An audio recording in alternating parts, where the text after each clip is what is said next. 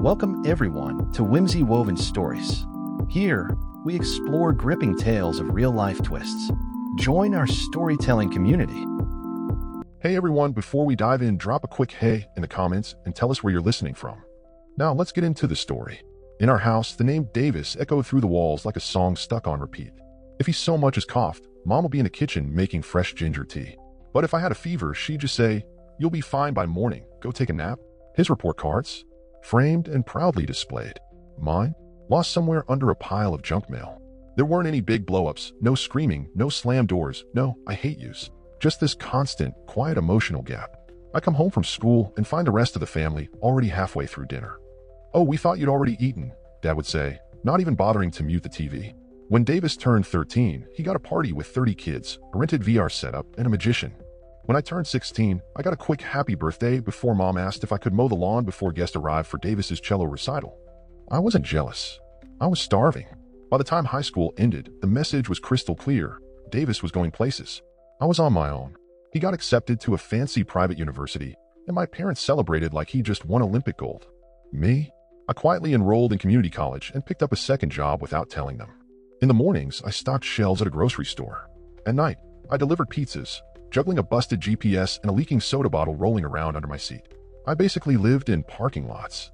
Some nights, when I couldn't afford gas to get home, I'd curl up in the back seat of my beat-up Civic, hugging my backpack, trying to ignore the buzzing mosquitoes and the pain in my lower back. Even through all the exhaustion, loneliness, and skipped meals, I held on to this stubborn, irrational hope.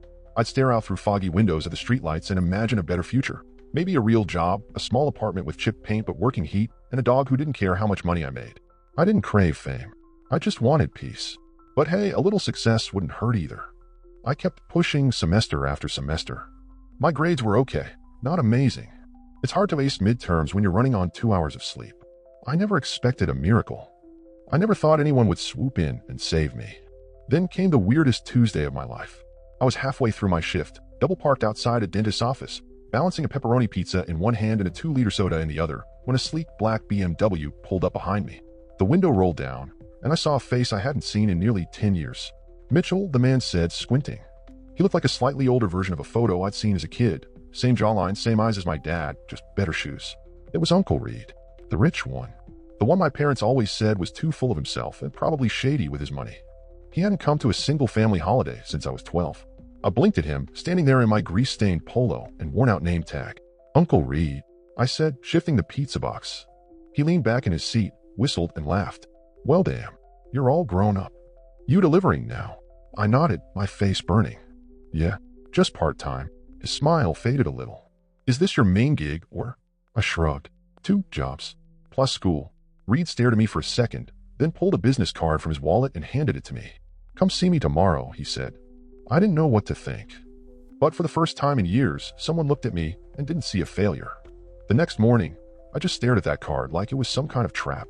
It was thick, real heavy card stock, the kind you only see in movies or those braggy LinkedIn posts. Reed Carlton, founder and CEO, Strakes Holdings. It screamed money part. Of me expected him to disappear, or maybe. This was all some kind of joke, but something in his voice. Yesterday, Uncle Reed had sounded genuine, curious, maybe even a little concerned. So today, I took the bus downtown wearing the cleanest clothes I owned, a pair of old khakis from high school that still barely fit, and a button-up shirt I once ironed with a hotel hair straightener in a gas station bathroom. I had no idea what a CEO's office was supposed to smell like, but I knew it wasn't supposed to be garlic knots and sweat. Walking into the Strakes building lobby felt like stepping into a completely different world. Shiny marble floors, actual live plants, and a receptionist wearing an earpiece who looked at me like I'd glitched my way into the wrong simulation. "Mitchell," she asked after checking the system. "Mr. Carlton is expecting you." The elevator took me up to the 18th floor. By the time I stepped out, I was sweating, not because I was nervous, but because the whole thing felt unreal. Uncle Reed's office had a floor-to-ceiling glass wall with a view of the entire city and leather chairs that looked too expensive to sit in. When I walked in, he stood up and shook my hand, not like I was just some kid in the family, but like I actually mattered. "You made it," he said. "Want some coffee?" Sure. He poured it himself. No assistant, no flashy moves.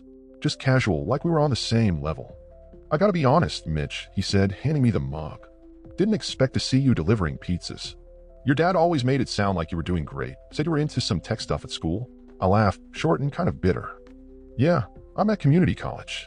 Working 2 jobs. Sleeping in my car half the week. So sure, tech stuff."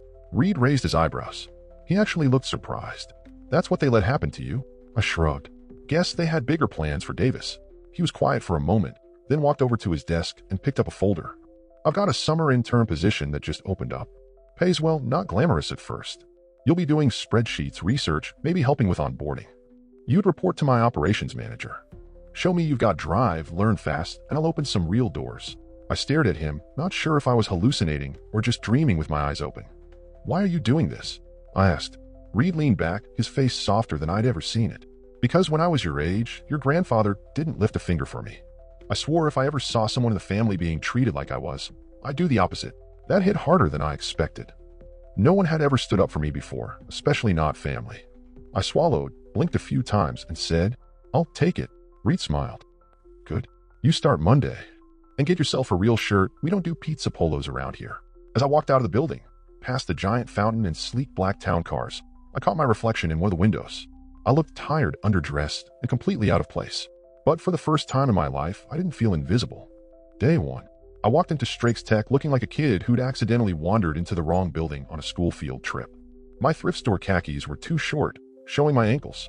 My shirt collar wouldn't lay flat no matter how hard I tried. And my shoes squeaked with every step like I was some nervous cartoon mouse sneaking across a polished floor. The receptionist handed me a welcome packet and a badge like she was giving me a second shot at life. Welcome aboard, Mitchell. She said it cheerfully, and I managed to smile, even though my stomach was flipping like it was training for the Olympics. When the elevator doors opened on the 18th floor, it felt like the air itself changed, like I'd stepped into a different atmosphere, not just physically but mentally. Everyone moved with purpose, like they knew exactly what they were doing, where they were going, and which sushi spot and stock pick were their go-to-us. That's when I met Caleb, my direct supervisor. The guy spoke like he was powered by 5 shots of espresso and prepping for a TED Talk. His shirt probably cost more than everything I wore to high school combined, and he was rocking socks with cartoon ducks on them. Let's not pretend this isn't weird, he said as he shook my hand. Your uncle's a big deal, but I don't do nepotism, I do results. That cool with you? More than cool, I said, even though I was screaming inside. He laughed. Perfect. You'll be fine. The first few days were like getting dropped into a foreign country with only a half-broken translation app. People were throwing out acronyms like they were playing corporate bingo. KPI, ROI, CRM, QBR. I was 2 more abbreviations away from a breakdown. But I stayed late, took notes, watched how people dressed, mimicked how they talked, and studied their Outlook calendars like they were sacred texts. Reed would stop by now and then. Not in a flashy look at my charity case kind of way, he was subtle. Just a quiet need anything, while sipping a double espresso that smelled like pure money. I could use a nap and maybe a brain transplant, I joke. He'd smile and say, You're already doing better than you think. That hit me harder than I expected. No one had ever told me I was doing okay, let alone better than I thought. I grew up hearing, try harder, or Davis would have done it faster. But by the second week, something strange happened. I started to like it there. I started to feel like I actually belonged. Caleb gave me real work, not coffee runs or making copies, but actual reports to prep. People started asking for my input. One senior analyst even complimented how I formatted a dashboard. I seriously thought about printing out that email and framing it. I finally moved out of my car and into a tiny apartment above a bookstore. It smelled like dust and forgotten dreams, but it was mine. The first night I slept on a real mattress, I cried, not from sadness, but because it was the first time in months my back didn't feel like it was on fire. One night, feeling a little inspired and a little too confident, I posted a photo on LinkedIn, me at my desk, smiling like a sleep-deprived gremlin in a discount button-up. The caption was simple. Day 30. From sleeping in my car to starting a new chapter. Long road ahead, but finally moving forward. I didn't tag Reed. Didn't mention the company. Just a quiet little win. But LinkedIn had other plans. The post went kind of viral. Turns out people love a good underdog story. A recruiter commented. A former professor reached out. A total stranger offered to buy me lunch just to hear the rest of the journey. But then I got the message, the one that stopped me cold. Text from my mom. Mitchell, is it true you work for Reed? We saw a post. Why didn't you tell us? I stared at the screen like it had personally insulted my ancestors. Then came message number 2. Davis is asking. He's really hurt that you didn't share this with us, right? Davis feels hurt. However, will the world recover? I didn't reply. Not yet. I was still trying to sort through how I felt, whether they actually missed me or just the version of me they now saw as useful. The day after the Davis feels hurt message, I got a LinkedIn friend request from my mom. She hadn't interacted with me on social media in years. Her profile still had the default gray silhouette, and her bio read, Proud mother of Davis Blueheart. No mention of a second son. Then the flood of messages started. So proud of you, sweetheart. We always knew you had potential. You should come for dinner soon.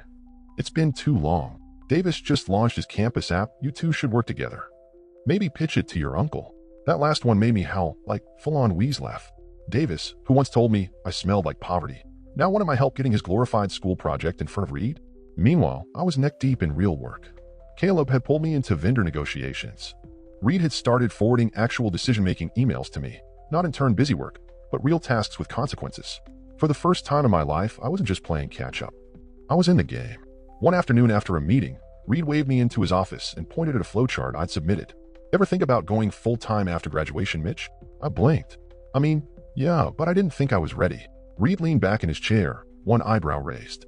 Most people aren't. You learn by doing. But you've got a good head on your shoulders and a sharp eye. You work like someone who's been counted out, but knows how to count himself back in. I wanted to get that line tattooed across my ribs. I walked out of his office that day, holding an offer letter for a full-time job after graduation, mid-level operations analyst. A real job, with a salary, health insurance, paid time off. I clutched that paper like it might vanish if I looked away for too long. That weekend, I went back to my old grocery store, not to work, just to remember. I bought a soda from the vending machine in the break room and sat in the same spot where I used to cry between shifts, staring at my name tag, wondering if I'd ever be more than a side note in someone else's story. Now, I had my own story, but my family, they couldn't stop poking at the pages. My dad sent me an email, already a minor miracle, considering I'm 90% sure he still thinks computers are just TVs with keyboards. It was short. We're glad you've pulled yourself together. Maybe it's time to let bygones be bygones. Come home for Davis's birthday this Sunday. He'd love to see you. Of course he would, especially if I showed up in business casual, casually tossing out phrases like Q3 projections and strategic partnerships. I could already hear the whispers. Wow, Mitchell's really turned things around. Yeah, working for Reed. Can you believe it? Guess he's finally useful. We always said he just needed a little push. But the truth? They didn't miss me. They missed the version of me they could brag about at family parties. And here's the thing, I didn't owe them anything. I wasn't that scared, quiet kid anymore, desperate for scraps of attention. Not anymore. I had a job, a place I could call home, and a mentor who actually gave a damn. For once, I had a backbone that wasn't held together by apologies. When Sunday rolled around, I didn't go to Davis's birthday. Instead, I took a walk with Reed. We grabbed coffee and sat by the water. He didn't press me, just listened. After a while, he said, you don't have to let them back in. Blood doesn't come with a free pass to your piece. I nodded, hands wrapped around a paper cup filled with something overpriced and pumpkin spiced. I know, I said. I just never thought I'd be the one with the choice. The week after Davis's birthday, I got a text from him, which was weird in itself. Davis almost never reached out outside of the family group chat, where I was usually invisible. His message was simple. Hey man, long time. Saw your post, proud of you. Would love to catch up sometime. I stared at it for a while. No emojis. No typos. Just that calculated tone people use when they're working their way up to asking for something. I didn't reply right away. 2 days later, he followed up. I've been thinking, maybe we could grab lunch? I'd love to hear how you got in with Uncle Reed. You've always had a good head for system stuff. That part actually made me laugh. This was the same Davis who used to say, I don't do spreadsheets, that's Mitch's thing. Like I was into some weird hobby no one else wanted to touch. Now suddenly, I was a systems guy. I brought it up to Reed over coffee. He's reaching out, I said. Should I respond? Reed stirred his espresso and gave me that thoughtful, therapist level look you probably get charged $200 an hour for. Do you want to? He asked. That was the hard part. A year ago, I would have said yes without thinking. I would have crawled over broken glass just to hear Davis say something halfway kind. But now I could hear the angle in his words. I think he wants something, I said finally. Reed nodded. Probably. People don't like watching someone they underestimated win. Makes them uncomfortable. I never replied, and I didn't feel the need to. But the silence didn't last. A week later, my mom called. And this time, it wasn't just polite curiosity. Her voice had this practiced casual tone, like she'd rehearsed the call, but kept tripping over her own agenda. She said, your father and I were talking, and we just think it's amazing how far you've come. You've really grown up, Mitchell. Thanks, I said, wary.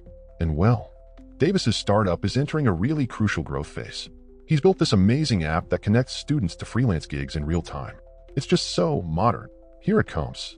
He's looking to pitch it to real investors, and since you're working with Reed, maybe you could. I let the silence hang.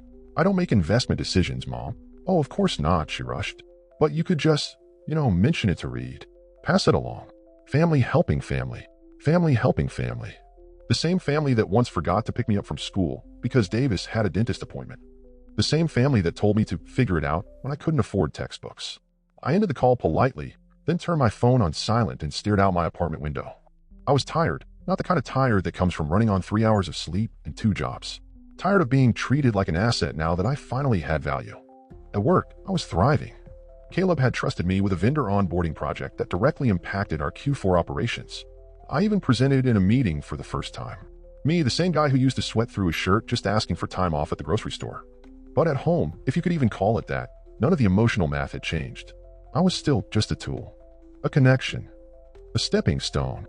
That night, Reed called me. For once, I got an invite to a private networking event this Friday, he said. Small group. Founders, investors, a few ops leads. You in? I hesitated. Won't I be out of place? You're already in the room, Mitch, he said. Time to stop standing in the hallway. I stood in front of my embarrassingly small closet, trying to figure out which shirt said I belong here and not I wandered in off the street. The only thing that didn't scream, I work at Best Buy, was a charcoal blazer Reed had given me a few weeks earlier. Tag still on. I never had a reason to wear it until now. The event was on a rooftop downtown. The kind of place with champagne that tastes like money and hors d'oeuvres you need a translator to pronounce. Everyone looked like they were either closing a merger or preparing to hijack a spaceship. Reed met me at the elevator, looking sharp. Nervous? He asked. I nodded. On a scale of 1 to identity theft? Very. He clapped me on the back. You belong here more than half of them. Then he grinned. Just don't say synergy unless it's a real emergency. The first 10 minutes were brutal. I hovered by the cheese platter like it was home base in a game of corporate tag. But then someone asked me about my job, and I started off careful, nervous even. But the more I talked, the more I realized I actually knew my stuff. By the end of the night, I had exchanged business cards with a director of supply chain, had a full conversation about logistics and AI, and only managed to spill one tiny wine glass. Reed kept an eye on me, not like a chaperone, but like someone who knew exactly how far I'd come. As the crowd thinned out, he leaned in and said, You weren't pretending tonight. That's how you know it's legit. I smiled. And for once, I actually believed it. The next morning, reality punched me in the face. Davis was standing outside my apartment. No clue how he found my address. Probably Mom. She's never met a boundary. She didn't sprint through like a finish line. He looked the same. Designer hoodie, perfect haircut, and the usual smug look of someone who's never had to worry about money. Hey, he said like we just talked yesterday. Hope this isn't weird. It is, I said, not even opening the screen door. Look, I just want to talk. 2 minutes. Please. Against my better judgment, I let him in. He walked around like he was touring an open house. Wow, this is nice. You've definitely leveled up. I didn't invite you in for a walkthrough, I said. He dropped onto my couch, and looked at me like we were equals. Like he hadn't ignored every rough patch I ever went through. Then he goes, real casual. I've got something to ask. Wanted to say it face to face. Man to man. I didn't say anything. Just crossed my arms. My app, Freelance Link, it's starting to take off on campus. We're beta testing next month. I want to pitch it to Reed, and I figured since you're already plugged in, maybe you could smooth the path a little. There it was to ask. I let the silence do the talking. Look, he added quickly, I know we weren't always tight, but Mom and Dad, they were tough on me too. I didn't have it easy. That was rich. You had a car before I had a mattress, I said. You had tutors, coaches, every leg up possible. Meanwhile, I got ghosted on my own birthday. He winced a little. Yeah, that was a rough year. No, Davis, I said. That was just my life. He looked stunned. Maybe he really thought I'd just roll over. Maybe he still saw me as that tired, broke kid desperate for a kind word. But I wasn't him anymore. I'm not your ticket in, I said flatly. If your pitch is solid, go make it. But I'm not your shortcut. He stood up pissed. Whoa. So now you finally get a taste of success, and suddenly you're too good for your own family. I looked him dead in the eye. No, I'm just finally being good to myself. There's a difference. He didn't slam the door when he left. Slamming it would have taken conviction. Instead, he walked out with the same entitlement he walked in with, annoyed the world didn't just hand him what he wanted. That night, I told Reed what happened. You did the right thing, he said without skipping a beat. People love trying to ride your momentum, especially the ones who were never around to help you build it. I nodded, heart pounding. Drawing a boundary shouldn't feel like war, but when you've spent your whole life being stepped on even standing, still can feel like rebellion. The Monday after Davis showed up uninvited, I walked into work 10 minutes early, not because I had anything to prove, but because I finally wanted to be there. Caleb nodded as I passed his office. You've got that promotion walk, he joked. I laughed. I thought that was just called posture. At lunch, Reed pulled me aside. We went to a small cafe across the street, the kind where coffee is served in glasses, not cups, and everything smells faintly of truffle oil and tacks. Brackets, I've been watching you read. Said between bites of overpriced salad. You're sharp, you listen, you lead quietly. But people follow, I blink thanks. That's not a compliment, he replied, it's a warning, because people are going to notice, which means they'll start testing. Your voice, I wasn't sure where this was headed until he slid a folder across the table. It was a proposal, a full internal project involving our logistics system. And at the bottom, project lead Mitchell. Last name, you want me to run this? I asked. He nodded. We'll give you a small team, nothing huge, but this is yours. Start to finish, it wasn't just a promotion, it was trust proof that I wasn't a charity case or a family favor. I'd earned this that night. I walked home slower than usual, not because I was tired, but because I wanted to soak it in. I stopped at a street vendor and bought a falafel wrap, then sat on the steps outside my building like I used to win. I couldn't afford groceries back then. I ate cold pizza crusts and pretended I wasn't crying. Now I was sitting under the same streetlight, but I wasn't the same person. The confrontation with Davis had left its mark. Sure, I'd replayed it in my head countless times, wondering if I should have said something different. Been kinder, harsher, colder, but every time I went over it, I came back to the same truth. I didn't know him kindness. Just because we share DNA, I didn't know him anything. That realization frightened me less and less with each day back at work. I hit the ground running. The project Reed handed me wasn't easy. It meant coordinating across departments, wrestling with data, and figuring out why our vendor chain still operated at the speed of dial-up internet. But for the first time ever, I wanted the challenge. It felt like I was building my own future instead of begging to be included in someone else's. People noticed. Caleb gave me his old standing desk. Don't get cocky, I hate sitting, he joked. My inbox changed from, hey, can you fix this spreadsheet, to Mitch, can you lead this call? One afternoon during a video conference, I caught my reflection in the office. Glass shirt, pressed hair, neat, not terrible, focused, confident, and I thought, so this is what it feels like to not need permission to exist. At the end of the week, Reed stopped by my desk. So he said, feel like you're finally on the path? I nodded. Yeah, and it's mine. That's the best part. He smiled, told you had the brain, you just needed a place where people weren't trying to dim your light. We walked up together that evening, past the downtown lights, past the life I used to chase from the outside, and in that moment I realized something that made me pause. I wasn't chasing anymore, I was choosing. It was a Saturday morning when the email came through. Subject, family brunch, let's reconnect, sent by my mom. Said to everyone, me, Dad, Davis, some cousins, even great Aunt Linda, who still signs her text love Ale. The message was sweet on the surface, but empty underneath. We're so proud of how far you've come, Mitchell. We'd love to have you over to celebrate your success and just be a family again. No pressure, just brunch and love. I sat their coffee in hand, rereading the words like they were lines from a script. I wasn't interested in playing anymore. The timing was perfect. I just finished the logistics project ahead of schedule with glowing feedback from 3 departments. Caleb gave me a fist bump that actually turned into a hug, and Reed, he just nodded and said, I knew you would. I'd never been any once, but I knew you'd make it. And now here was this email.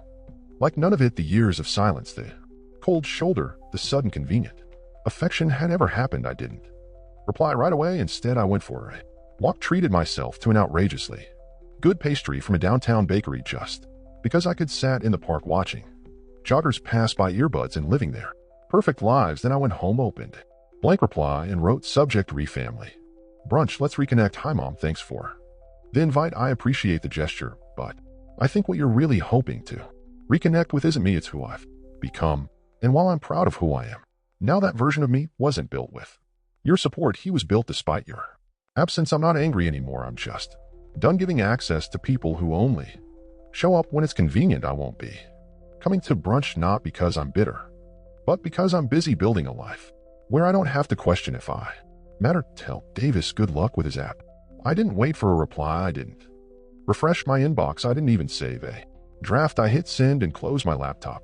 That night, Reed and I went out for drinks, nothing fancy, just a corner bar with strong coffee and even stronger opinions. We didn't talk about family. We didn't need to. Instead, he raised his glass to me, to the guy who rewrote his own story. He said. I smiled, tapped my glass against his, and said, to the people who thought they could write me out of it. Thanks for listening. Share your opinion in comment section, and also do like and subscribe to the channel.